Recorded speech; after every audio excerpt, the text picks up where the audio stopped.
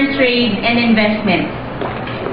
Under this proposal, the international trade function of the Department of Trade and Industry shall be observed by the DFA along with its trade experts and the relevant support services.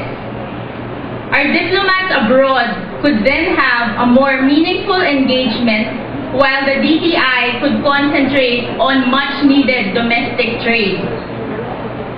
As part of this reform, the Foreign Service Act should be amended to allow our retired ambassadors to be rehired after the lapse of 1 year from retirement.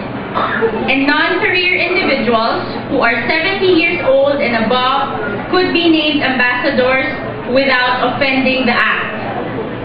A number of presidents had been violating this Act to the embarrassment of those who have read the law but have no power to compel compliance with it. The remedy then is to remove the bar to appointment since it is not being complied with. This is very important for us young people.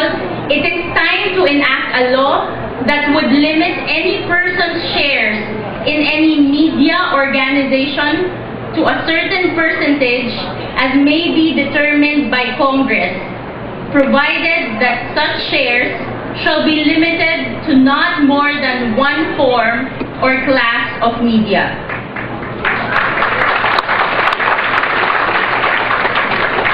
Kami po mga kabataan, naghahanap po kami ng mga TV programs, radio programs na tunay na tutulong sa aming development at hindi lang mga programs na nagsasabi na kahit anong gawin ng mga kabataan ngayon, tama, kahit hindi po siya nakabase sa ano ba yung tunay. At sana po ang ating media maging truly responsible to have a media that works for the family, for life, and for the true values of the Filipino people.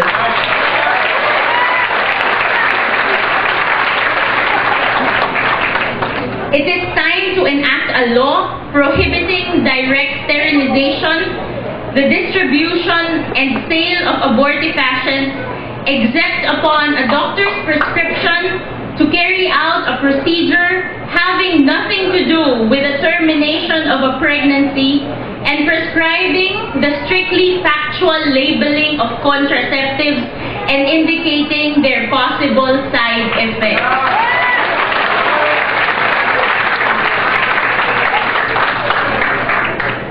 It is time to enact a law prohibiting the operation of any gambling establishment in any city, municipality, or barangay within a 25-kilometer radius of a populated section of that city, municipality, or barangay, and prohibiting the direct or indirect participation of any government official, office, or agency in any gambling firm or activity.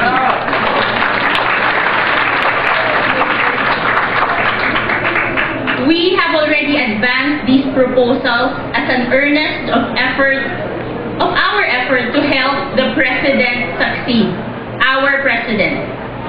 We shall do everything within our power to ensure that success.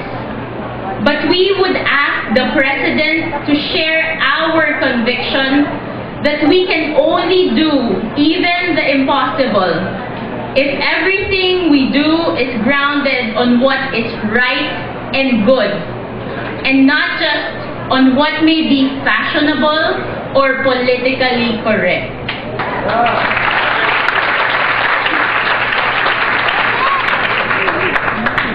We are not a lost atom in a random universe.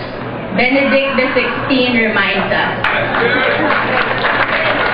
And the young people today are not lost atoms as well in this universe that we live in. But there is a storm raging, and the ship of state is caught in the high seas. Our captain needs a compass. And the good news is, this compass exists. He just needs to use it. And we have to remind him that he has to use this compass. Because if we do not, then I don't know where the ship will lead us. He must bring the ship safely to port. And the nation, our Philippine nation, will be there to celebrate with him. Maraming salamat po. Mr. Chair. Can you say that again?